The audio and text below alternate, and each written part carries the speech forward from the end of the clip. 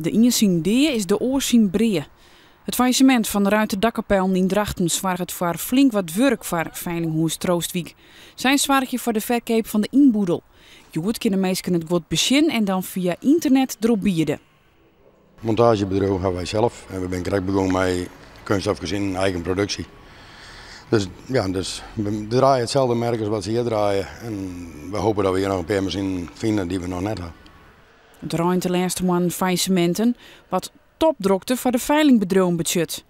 De laatste 2-3 maanden dat het echt heel erg druk is bij ons.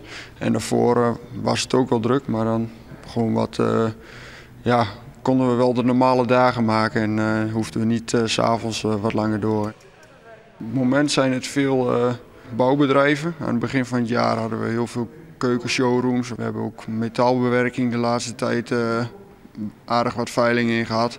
Na de simmer zal het smoordruk blijven, verwacht het Batterink. Om de minder economische situatie al hier in het woord kan hield het minder bedrijven de holle boppen wetter houden.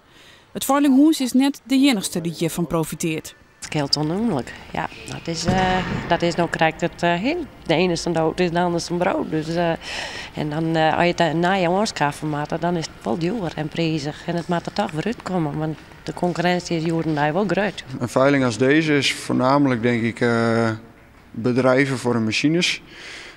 Ik heb vandaag ook wel wat particulieren gezien voor de dakkapellen en dergelijke. Klein handgereedschap is altijd erg in trek bij particulieren.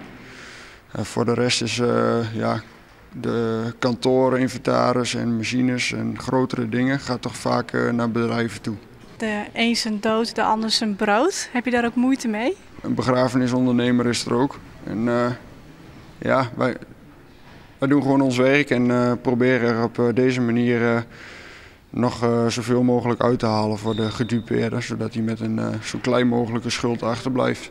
We halen wat zien, maar even zien hoe het nou dadelijk uitkomt allemaal. Het staat nou wel vaak een inbouw, maar dat moet nog wel bij worden verder. En dan kan het op jaren worden of het jou hard voor de dadelijke, dat is altijd afwachten.